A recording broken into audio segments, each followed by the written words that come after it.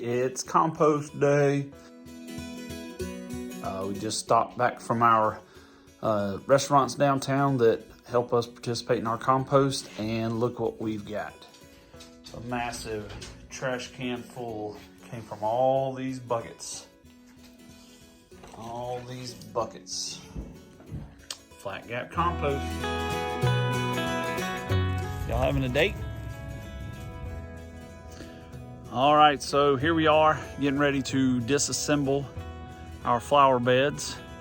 And the plan is to, as you can see, there just wasn't a whole lot of, I mean, there's good mulch, but not to the depth that we needed. So we're gonna keep the same plan, just move it into smaller, shorter, wider beds. So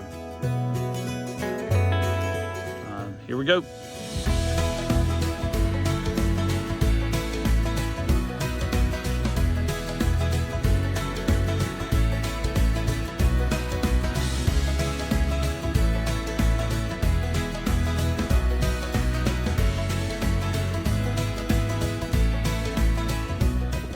All right, there you have it. The disassembled mega flower beds that were way too big. And you can see some really good soil. It's just only a foot deep. Those things were 3 feet deep. So aggravating, frustrating, but sometimes you just gotta drop back and punt, start over, redo. But we got a lot of good material to recycle. We can use this stuff for our chicken tractor. There you go. Working on compost. Taking this really good compost and then moving it over here to eventually move over here, which will be our new garden area. All right, so we didn't get it on camera, but this is our IBC tote that we wrapped in black plastic. We've got the nozzle on the end. We're gonna put a spigot on there, attachment, and connect it to the downspout right there. So that will go down and feed our future garden and plants.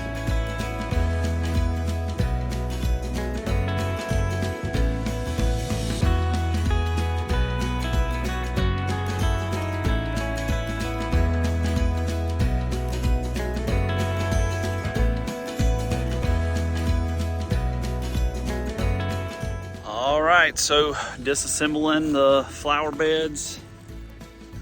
We're getting there, making progress. You know how everything is. It takes twice as long to do and twice as much money. So hang in there with us. You're getting the time-lapse version that's taken several days, and so just watch us through the process. Yes, sir. Okay, so we've moved the flower beds now. The chickens are helping us till up the compost. And in our run, we have moved them over here. So the plan is what? What's the plan? To plant trellis some cucumbers. Cucumbers over right there. Here. Yep. Basically like a rainbow to here. To here. And then from there on the left side goes into that one. Okay. And then probably tomatoes on the front. Yeah, in the remainder. One in the In the middle. Maybe 1 or 2 here. Cool. And then that will be potatoes.